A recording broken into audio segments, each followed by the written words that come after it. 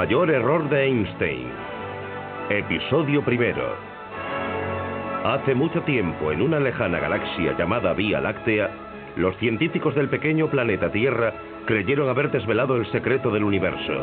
Su teoría del modelo Big Bang fue aceptada por todos como la verdad absoluta. Pero en los albores del siglo XXI, un reducido grupo de heréticos comenzó a cuestionar las bases de esta teoría.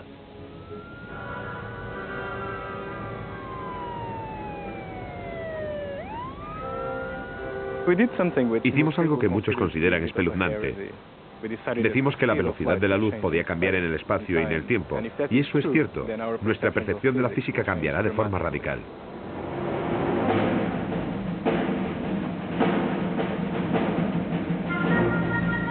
Londres, año 2000 de nuestra era. En los albores de un nuevo siglo, nace una nueva teoría. Amenaza con demoler los cimientos de la física del siglo XX. Sus autores son dos de los cosmólogos más importantes del mundo. Si ellos tienen razón, Einstein estaba equivocado. Todo comenzó cuando Andy Albrecht y João Magueixo se conocieron en una conferencia en América en 1996. Fue una reunión de lo más emocionante. Allí estaban casi todos los más importantes y todos debatían sobre los problemas contemporáneos de la cosmología. Una noche muy tarde, João se acercó a mí. Creo que yo ya me iba a marchar. Y me contó una idea muy interesante. Eso es una tontería. No fue así. No fue así. Pero sí que era tarde. ¿Cómo lo recuerdas tú, João? Vamos a ver. La historia, tal y como yo la recuerdo, por lo menos en la parte en la que estuve presente, fue una conversación entre los tres. Cada uno de nosotros sugirió algo. Recuerdo que yo sugerí la velocidad variante de la luz y se produjo un horrible silencio. Creo que en ese momento tú también pensaste que os estaba tomando el pelo. Sí, es posible, Pero entonces pensaste, oh, habla en serio, no se está riendo. Y entonces partimos de ahí y empezamos a tomárnoslo más en serio.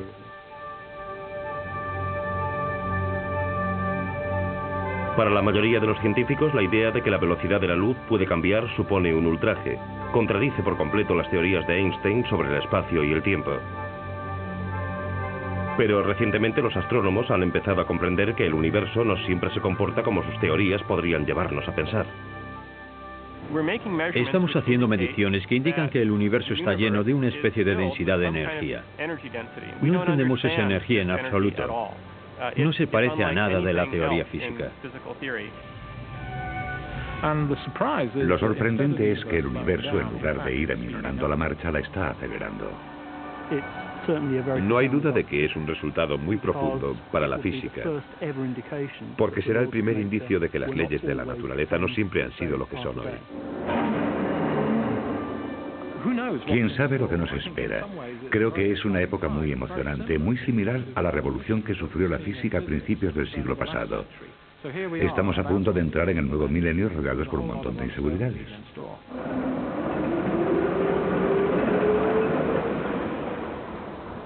Para comprender lo que está en juego, debemos regresar a dicha revolución científica.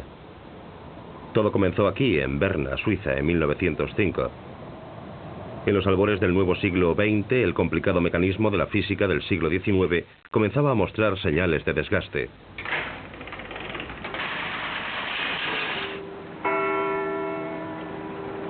Al final fue demolido, pero no por un científico ya reconocido, sino por un funcionario de patentes. Cuando Einstein comenzó su carrera, aún vivíamos en un universo como el mecanismo de un reloj. El espacio y el tiempo no eran más que un sistema de referencia. El metro era un metro en cualquier parte, y el tiempo corría a un ritmo constante en todo el universo. Un segundo siempre era lo mismo. No le afectaba el lugar donde estuvieras, ni si te movías o no. El tiempo se consideraba un concepto absoluto.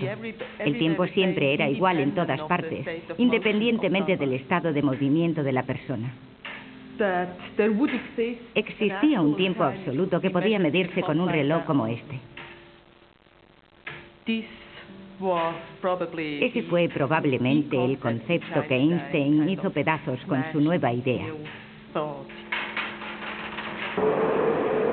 La herramienta que Einstein utilizó para destrozar el universo tipo mecanismo de reloj fue la velocidad de la luz.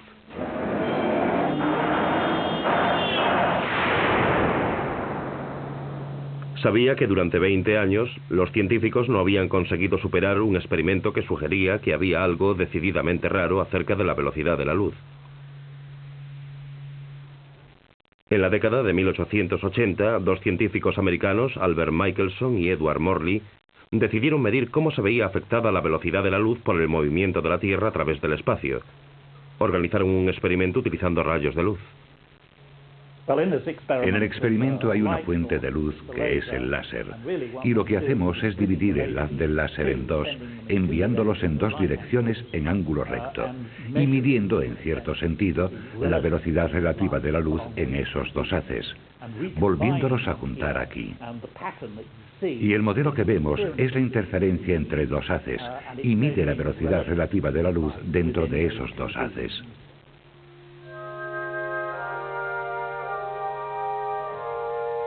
Si el aparato estuviese estático, no habría motivo para esperar una diferencia entre los haces, pero lo cierto es que se mueve a mucha velocidad. Nuestro planeta gira alrededor del Sol a 30 kilómetros por segundo. También gira alrededor de su eje una vez al día, de manera que todos los laboratorios de la Tierra giran a través del espacio.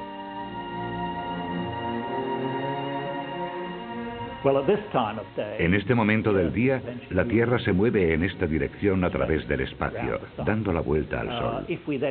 Si esperásemos 6 horas, la Tierra habría dado la vuelta y entonces esta dirección sería la dirección de movimiento de la Tierra a través del espacio. Y después de otras 6 horas volvería a ser esta la dirección, pero invertida. Es decir, que sin hacer nada, esperando sentado, la Tierra da vueltas muy suavemente y puedes comprobar la estabilidad de tu aparato. Michelson y Morley supusieron que la velocidad del planeta se sumaría a la velocidad de los haces de luz y de su aparato, por lo que esperaban ver una pulsación regular del modelo cada 6 horas, ya que la velocidad de la Tierra se añadía a la velocidad de la luz en el primer haz y después en el otro. Lo sorprendente fue que sus mediciones mostraron que no ocurría nada. Daba igual cómo lo hicieran o el tiempo que esperasen, incluso todo el año. Seguía sin ocurrir nada. Y eso es lo más bonito del experimento, que si puedes medir la nada con toda precisión, has conseguido algo muy importante. La importancia de este resultado era que demostraba que no se puede sumar ni restar nada a la velocidad de la luz. Esto era una contradicción directa a lo que se suponía que debía ocurrir en el universo tipo mecanismo de reloj.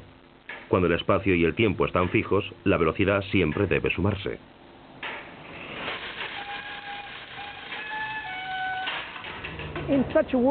En un mundo así, el ejemplo para la suma de velocidad es sencillo.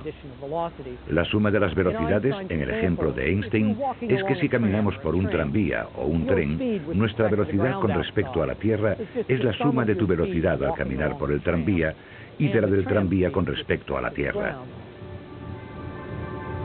Pero el experimento Michelson-Morley había demostrado que esto no era cierto en lo relativo a la luz. La luz sale del tranvía a la velocidad de la luz y llega a los peatones a la velocidad de la luz. Y esa velocidad nunca cambia, por muy rápido que vaya el tranvía. Pero algo debe cambiar como resultado de la velocidad del tranvía. Einstein comprendió que debían ser el tiempo y el espacio.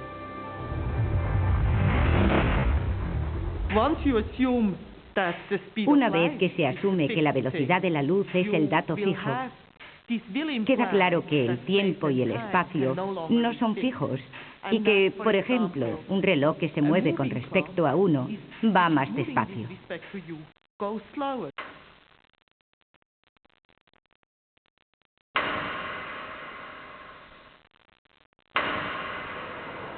Visto desde la acera, la velocidad de la luz desde un tranvía no se ve afectada por su movimiento. Pero en cambio, el reloj, mientras los pasajeros esperan, irá más lento en comparación con un reloj fijo.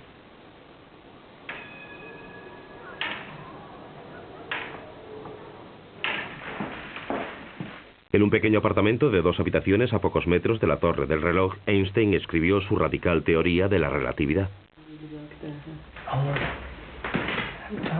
Es un anuncio de Einstein para conseguir empleo. Sí, daba clases particulares de matemáticas y física, en una época en la que no tenía trabajo, y nadie se lo daba porque creían que era demasiado vago. Creo que lo consideraban problemático. ¿Dice cuánto cobraba? No, dice que da algunas clases gratis de prueba.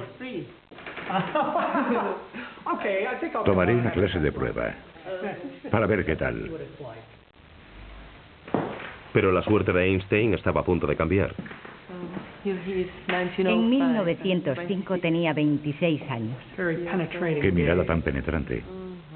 En ese año publicó varios trabajos, de los cuales el de la relatividad tan solo era uno más.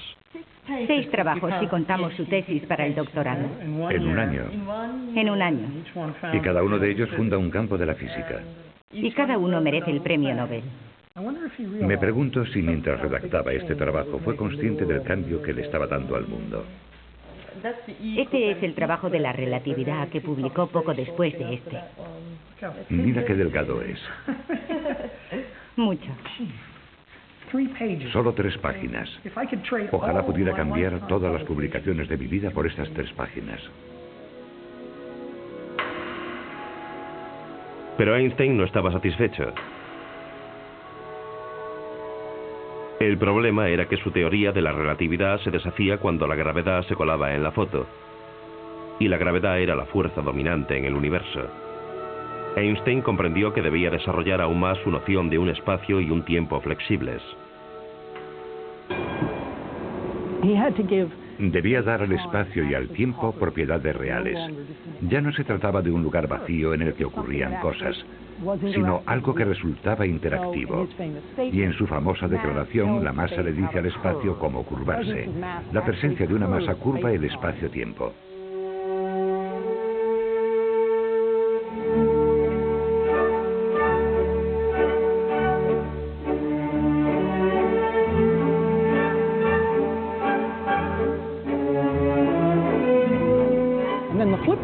Y en la otra cara de la moneda, la siguiente parte de su afirmación es que el espacio le dice a la masa cómo moverse, de manera que una masa que se mueve a través del espacio-tiempo sigue la curvatura inducida por la presencia de una masa.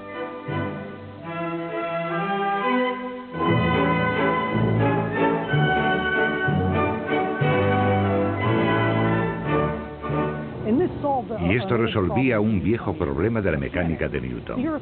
La Tierra siente una atracción gravitacional hacia el Sol. ¿Cómo sabe la Tierra que el Sol está ahí? ¿Cuál es la fuente de esta acción instantánea a una distancia dada? Y el modelo de Einstein dice que no existe dicha acción instantánea a una distancia dada. La masa del Sol simplemente curva el espacio-tiempo y después la Tierra sigue esa curva. Al igual que este tranvía sigue los rieles.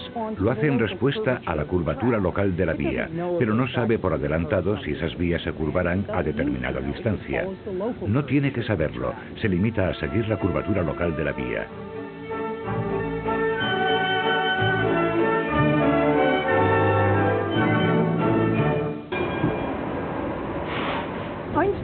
Einstein comprendió que no sería la masa la que causaría la gravedad y que no podía ser solo la masa la que curvase el espacio-tiempo.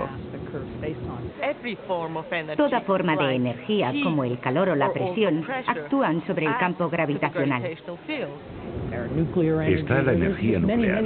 Hay diferentes energías y todas pueden hacer que el espacio-tiempo se curve igual, dependiendo de la cantidad total de energía presente. La masa, por tanto, no es nada especial.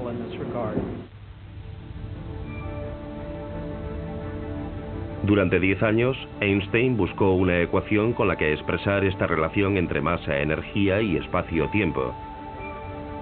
Al final resultó ser asombrosamente sencilla. G igual a 8πt. Con 5 caracteres, la ecuación de campo de Einstein abarca la estructura de todo el universo. Se considera uno de los logros supremos del pensamiento humano.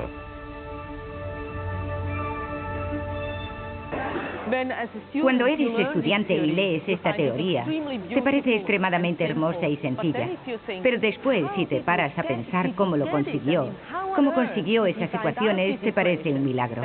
Aún ahora no conseguimos comprender cómo llegó a eso. Pero Einstein no se detuvo, sino que utilizó sus nuevas ecuaciones para describir el universo entero. Fue un paso atrevido e inmediatamente surgieron dificultades que aún perduran. La relatividad fue un gran éxito, al menos hasta que Einstein tuvo el valor de aplicar la relatividad al universo como un todo e inventó la cosmología científica. Pero al mismo tiempo nos dio un montón de problemas que siguen aquí. Básicamente el universo tal y como lo vemos no quiere ser así, según la relatividad.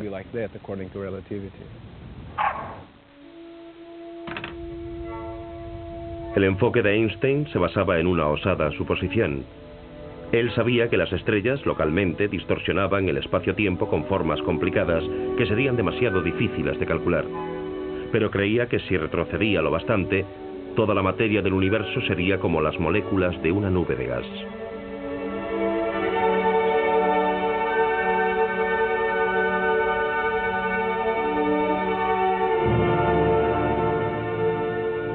El fluido cósmico.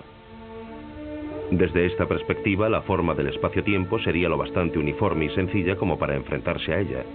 Pero cuando comenzó a calcular cómo se comportaría el universo bajo la influencia de la gravedad, se llevó una desagradable sorpresa. Miramos al universo como algo estable, las estrellas inalterables. En la época de Einstein se creía que el universo era singularmente estático, que siempre era igual con el paso del tiempo. Pero según las soluciones de Einstein, esto no podía ser verdad. Einstein descubrió que su ecuación predecía que toda la materia y la energía del universo plegaría al espacio-tiempo en sí mismo. Pronto el universo llegaría a su ardiente fin al derrumbarse las estrellas y las galaxias y formar una enorme bola de fuego.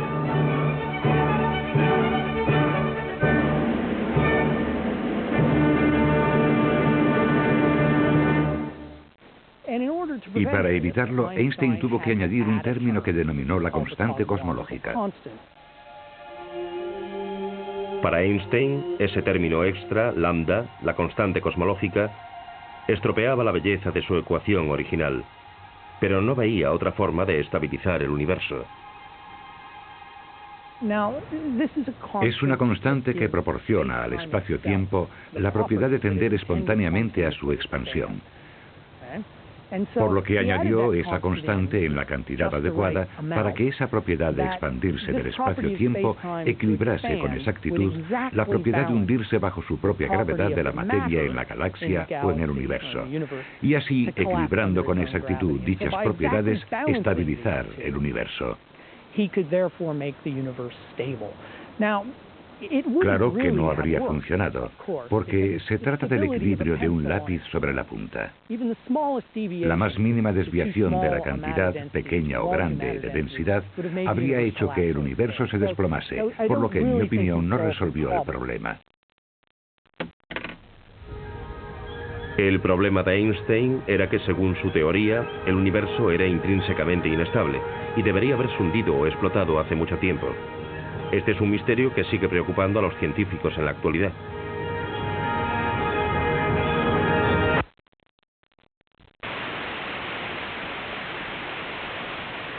Este es el eco de la creación.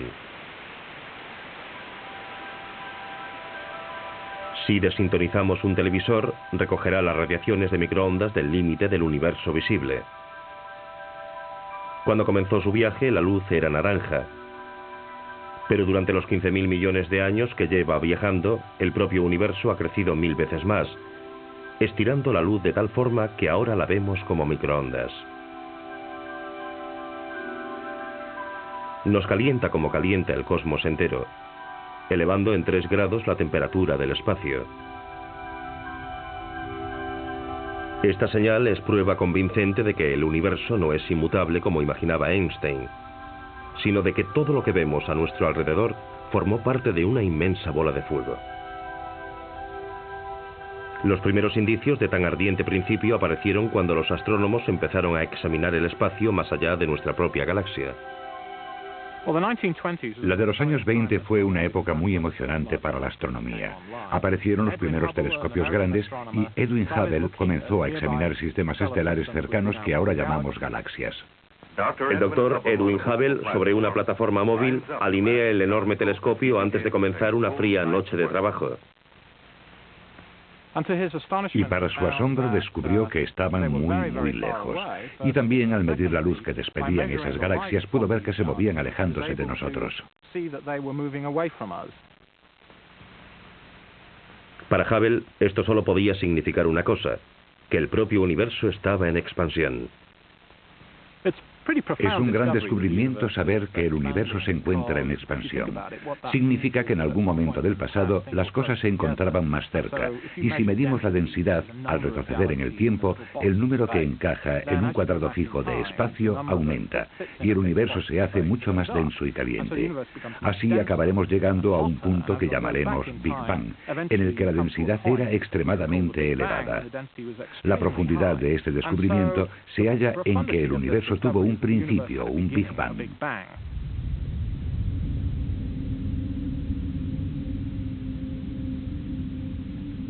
Si Hubble tenía razón y el universo se formó a partir de una explosión cósmica, entonces solo la fuerza de dicha explosión podría bastar para equilibrar la tendencia de la gravedad a hacer que el universo se desplome y muera. Quizás esa era la forma de estabilizar el universo y de resolver el problema de Einstein. Es muy interesante. Lo lógico sería pensar que Einstein respondería de forma positiva a las observaciones, pero a menudo los teóricos ignoran por completo las observaciones, por lo que allí estaba Hubble, con un descubrimiento fantástico, probablemente el descubrimiento del siglo, y Einstein no le hizo ni caso. Siguió apegado a su universo estático e insistió en su constante cosmológica para mantener el universo estático.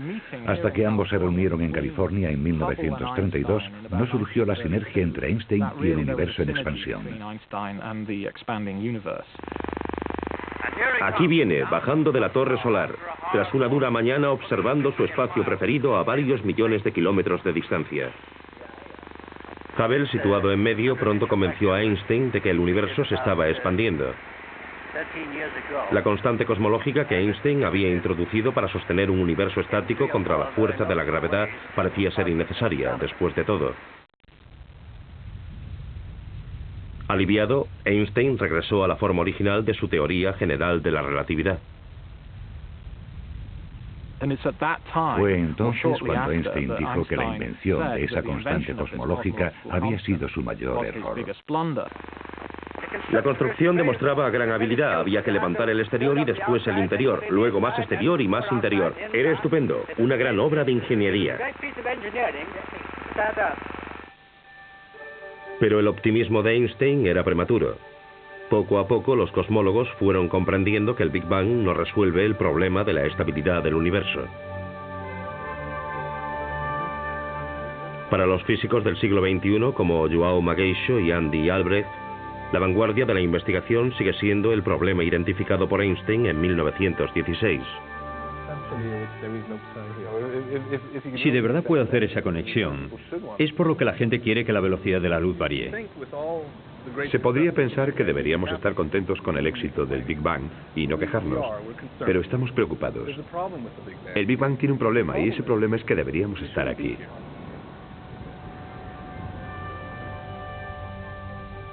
El universo se ha ido expandiendo poco a poco durante 15.000 millones de años.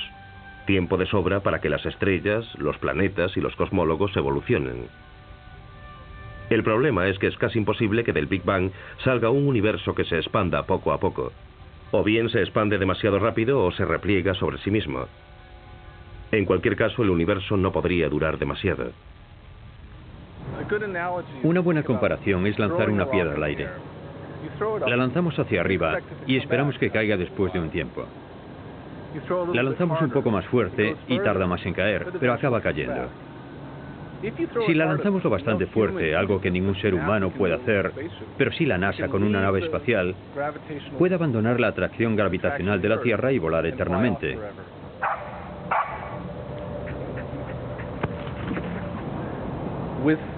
En el universo existe un equilibrio muy delicado.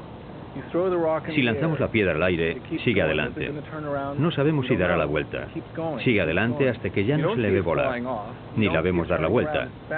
Se ha equilibrado al final año tras año, miles de años, miles de millones de años. Han pasado casi 15.000 millones de años y seguimos sin saber si va a dar la vuelta o si seguirá volando de frente.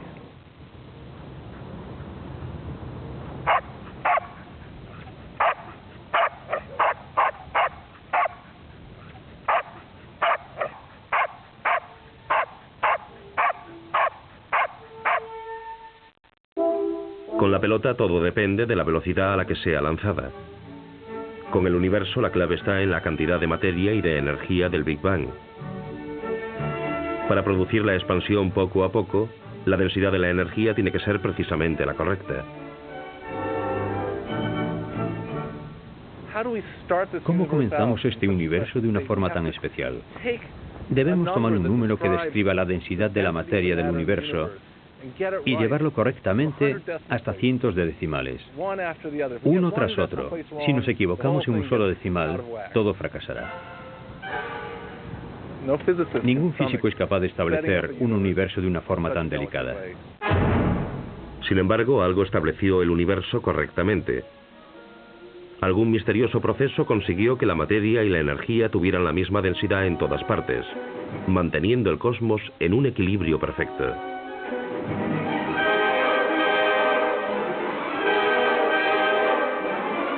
Los científicos denominan a esto el problema de la planeidad.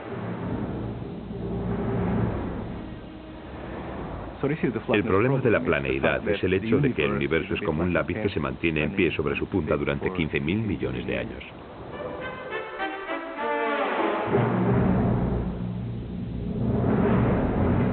Y aún es mucho peor. El misterio es que si decimos, vale, supongamos que al principio las cosas eran diferentes y surgió algo que lo ajustó todo tal y como era necesario.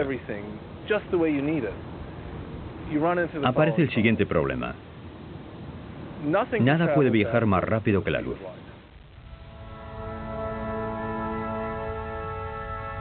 El universo es muy grande. Más grande de lo que podemos imaginar y de lo que podemos ver.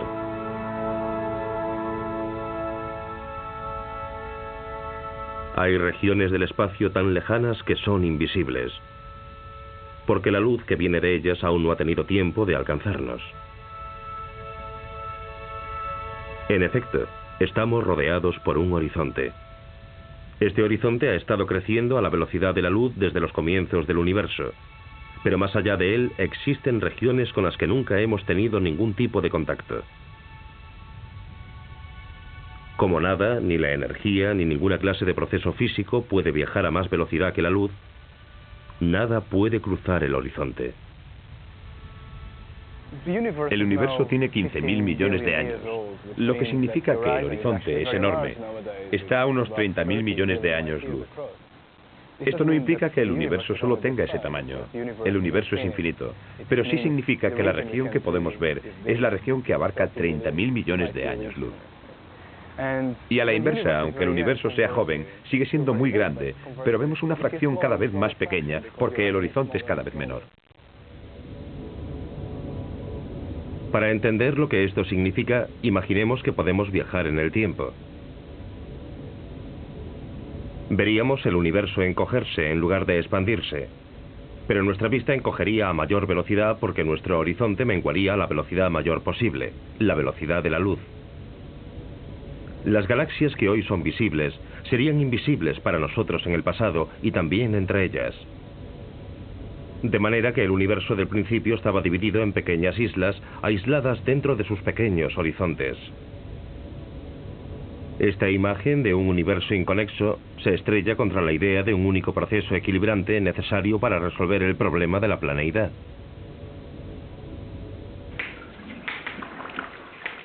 Los cosmólogos estaban confusos.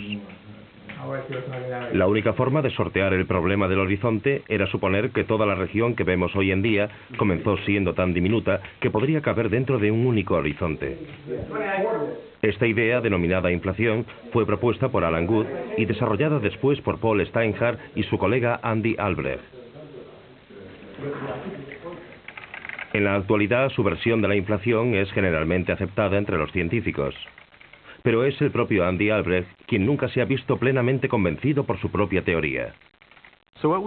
Lo que hay que hacer para que la inflación funcione es inventar una forma de materia totalmente nueva que existe desde el principio del universo y que después desaparece. De manera que hoy no contamos con ella.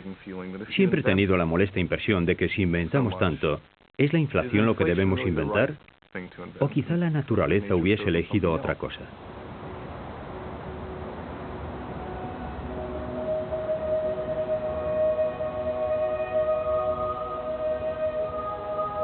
Cuando era un joven investigador en Cambridge, a mediados de la década de los 90, João Mageixo también era escéptico en lo relativo a la inflación. Como la inflación es lo único que tenemos a mano, nos agarramos a ella como a un clavo ardiendo. Esa es mi impresión.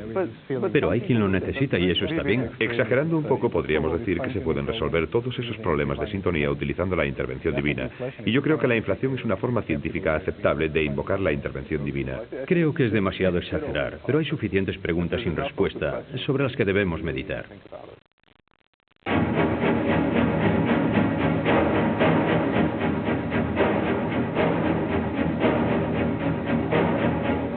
Un día João vio que podría haber una forma mucho más sencilla de resolver el problema del horizonte.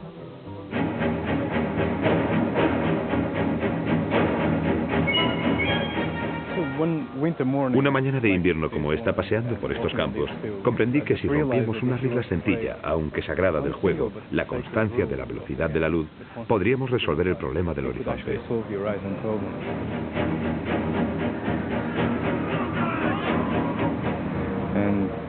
Y mirando hacia atrás, resulta obvio que cuando el universo era muy joven, si la luz era muy rápida, podríamos tener un horizonte enorme.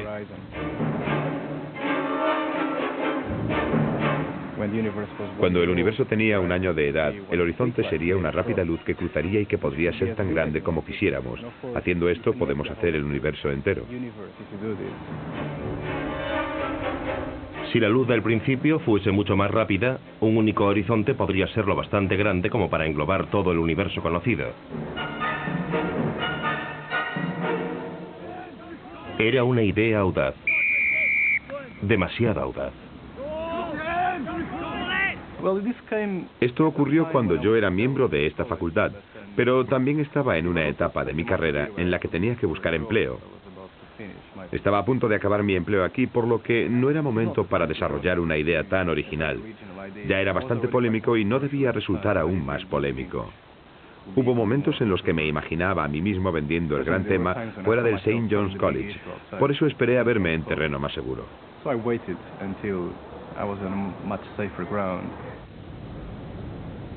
João encontró ese terreno seguro cuando la Royal Society le otorgó una prestigiosa beca de investigación. Entró a formar parte del grupo de Andy Albrecht en el Imperial College. Los dos empezaron a trabajar sobre la idea de João. Si mi madre me ve fumando, me mata. Un día Andy me llamó a su despacho y me dijo: João, vamos a trabajar sobre la variación de la luz. Cerró la puerta y lo mantuvo en secreto.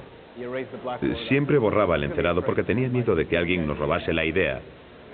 Poco a poco empezamos a aunar esfuerzos y a intentar averiguar más cosas sobre la teoría.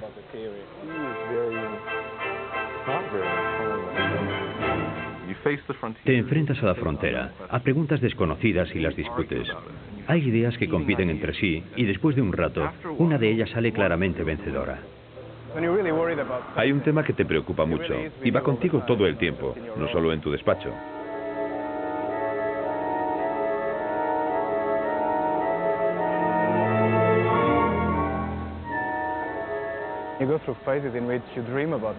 Atraviesas fases en las que sueñas con tus ideas, las consultas con la almohada y te despiertas agotado.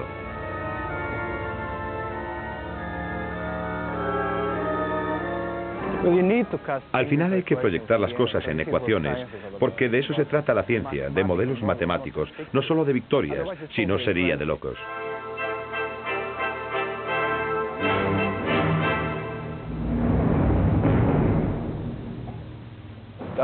El descubrimiento científico encierra un aspecto único.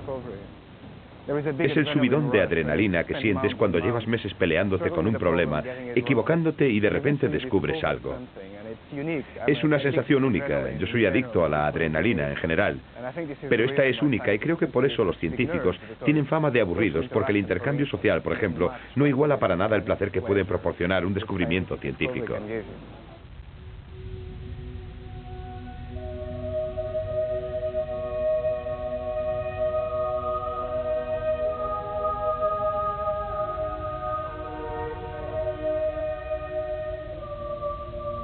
Joao y Andy estaban creando una física completamente nueva. A medida que exploraban este extraño y nuevo mundo, comenzaron a presentir que a lo mejor conseguían resolver algo más que el problema del horizonte. Conseguimos más de lo que esperábamos. Por eso resultó mucho más gratificante. Descubrimos que también podíamos solucionar el problema de la planeidad. Y todo gracias a que enseguida comprendimos que la conservación de la energía es imposible si la velocidad de la luz varía. Según la física convencional, la energía se conserva. Puede transformarse, pero no puede ni crearse ni destruirse. Este es el principio de conservación de la energía y significa que la cantidad total de energía presente en el universo es fija. De manera que la densidad de energía que el universo necesita debe quedar perfectamente establecida desde el principio. Si cambiamos algo tan fundamental como la velocidad de la luz, que forma parte integral de la física, estamos rompiendo el principio de el universo es diferente en distintos momentos y no conservamos la energía. Pero entonces comprendes que eso es exactamente lo que necesitas para resolver el problema de la planeidad, porque violas la conservación de la energía, empujando al universo a la densidad de energía crítica. Es decir, creas energía si estás por debajo de la densidad de energía crítica y viceversa. Quitas energía si tienes en exceso, si tienes demasiada densidad de energía. Según su teoría, durante el principio del universo la velocidad de la luz disminuía, lo que permitía al cosmos construir un termostato que creaba o destruía energía, de forma que la densidad crítica se mantenía con exactitud. De esta manera el universo permaneció en equilibrio durante miles de millones de años. Intentábamos encontrar una alternativa para la inflación en lo relativo al problema del horizonte. La verdad es que no teníamos esperanzas de resolverlo todo. Fue un regalo para nosotros. Joao y Andy habían empezado intentando resolver el problema del horizonte y tropezaron con una teoría que resolvía el misterio que había perseguido a la cosmología desde tiempos de Einstein. Habían hecho un universo que era intrínsecamente estable, que se había mantenido en equilibrio por medio de la creación o destrucción de la energía. Una teoría que predecía que el universo sería como lo vemos hoy. Sin embargo, aún era solo eso, una teoría. Las pruebas solo podrían salir de las profundidades del espacio-tiempo. Pero lo que los astrónomos descubrieron allí asombró a todo el mundo, porque sugería que la velocidad de la luz también era la clave del mayor misterio de la cosmología. ¿Qué ocurrió antes del Big Bang?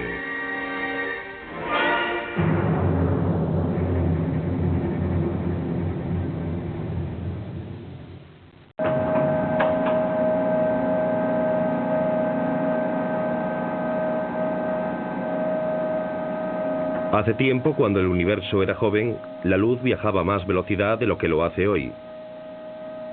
Las leyes de la física eran muy distintas. Esa, al menos, era la teoría. Las pruebas solo podrían surgir de los mayores telescopios del mundo. Mientras estudian los lejanos confines del espacio, los astrónomos también retroceden en el tiempo.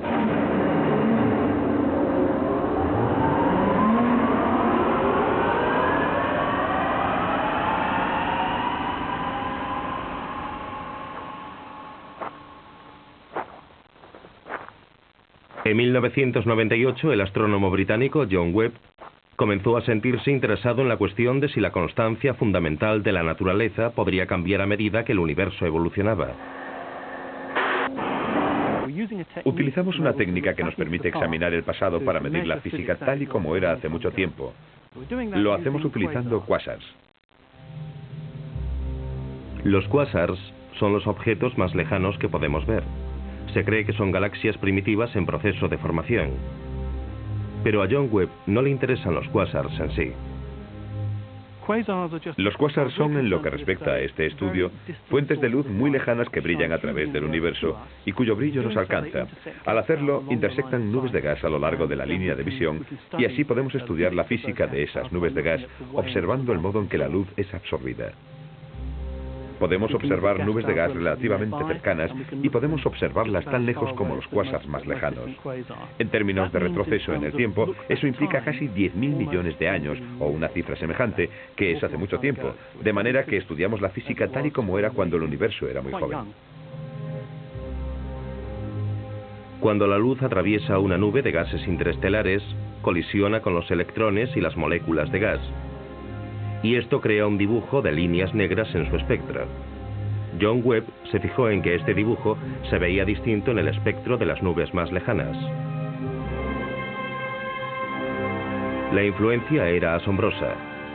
O los electrones eran distintos, o la velocidad de la luz era mayor en el pasado lejano.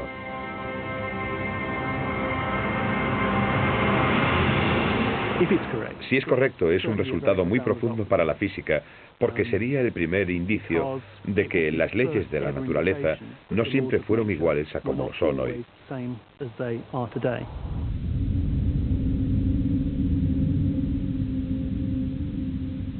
Pero más lejos, en el espacio y el tiempo, un descubrimiento aún más asombroso esperaba a los astrónomos. En la actualidad, la cosmología está repleta de noticias que anuncian el regreso inesperado de una idea descartada hace 70 años. La constante cosmológica de Einstein, lambda.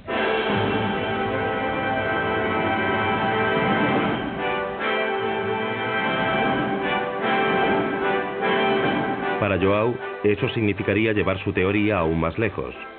Ahora cree que la constante cosmológica podría ser el nexo que une los cambios en la velocidad de la luz al origen del universo.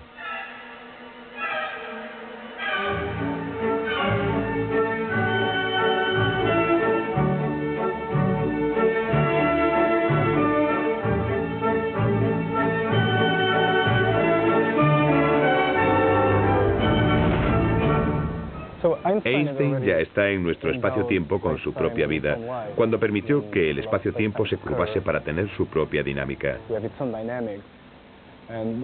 Y con la constante cosmológica dio un paso más adelante. Básicamente fue como darle al espacio-tiempo una energía propia, incluso antes de poner la materia en el espacio-tiempo. Cuando tenemos un vacío, en dicho vacío tenemos una determinada densidad de energía, y eso es lambda.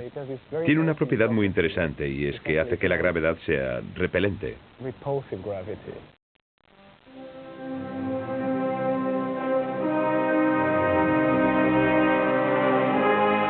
Lambda produce una gravedad que repele las cosas en lugar de juntarlas.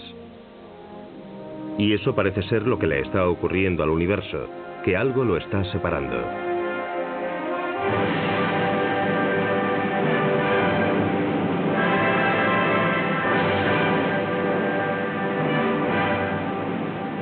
Desde que Hubble convenció a Einstein de que el universo está creciendo, los astrónomos han intentado medir su ritmo de expansión. La diferencia surgió cuando comenzaron a concentrarse en las estrellas que explotaban, denominadas supernovas. Pensaron que les permitirían hacer un mapa de la suave desaceleración del universo. Pero lo que encontraron fue precisamente lo contrario.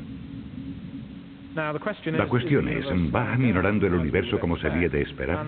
Y la sorpresa es que en lugar de desacelerar, el universo lo que hace es acelerar.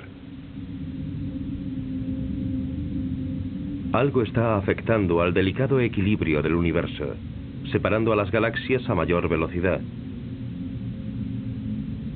Es una nueva fuerza en el vacío del espacio.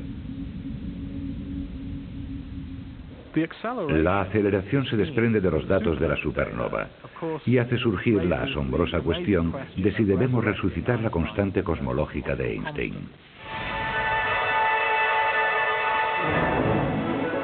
Es como si el espacio-tiempo estuviese repleto de energía. Enterrado entre las ecuaciones de esta teoría, João ha encontrado un nexo oculto entre esta energía y la velocidad de la luz. En algún momento hemos visto dos cosas importantes. Una es que la energía de la constante cosmológica también depende de la velocidad de la luz, y en concreto, si la velocidad de la luz desciende, la energía del vacío también desciende. Y la segunda cosa es que esta constante cosmológica por sí misma provoca cambios en la velocidad de la luz. Puede hacer que descienda su valor, por lo que surge una inestabilidad. Según la teoría de João, un cambio en el vacío puede producir un descenso de la velocidad de la luz. Pero esto, a su vez, reduce la cantidad de energía que el vacío puede retener, obligando a la energía a abandonarlo para pasar a la materia y a las radiaciones normales.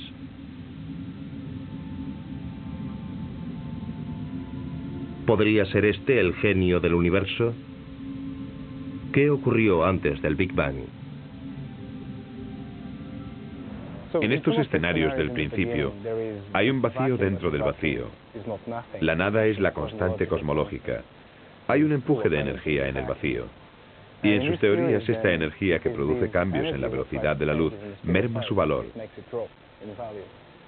Igualmente se produce una merma en la energía de la constante cosmológica, la cual va a algún sitio, va a la propia materia del universo, y por tanto produce un Big Bang.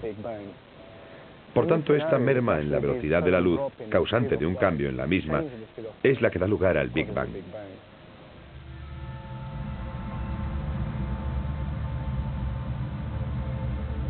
Al principio estaba el vacío. Pero el vacío no era la nada. Y había luz. Y la luz cambió. Y el vacío produjo el mundo. Y el mundo estaba bien hecho, porque duró hasta que el hombre pudo comprenderlo. Pero ocurrirá que un día, la energía del vacío habrá expulsado lejos a todas las cosas, quedando tan solo el vacío. Pero el vacío no es la nada.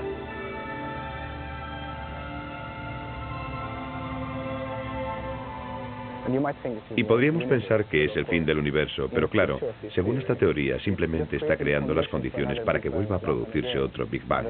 Un descenso repentino de la velocidad de la luz, otra descarga repentina de toda esta energía en otro Big Bang.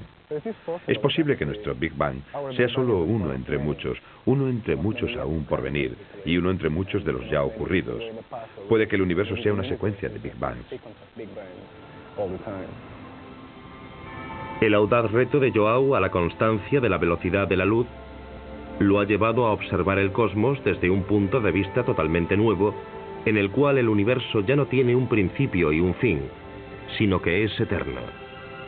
Un ciclo interminable de Big Bangs producidos a partir de la vasta reserva de energía del vacío. Al igual que todos los cosmólogos que le precedieron, João se ha guiado por la teoría que fue el comienzo de todo. Un buen indicio del genio de Einstein es que incluso cuando se equivocaba, tenía razón. Lo que él consideró su mayor error podría acabar siendo el más importante de sus legados.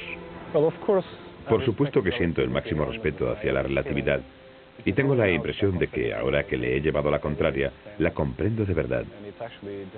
Y precisamente al enfrentarme a ella me muestro más respetuoso hacia ese gran hombre.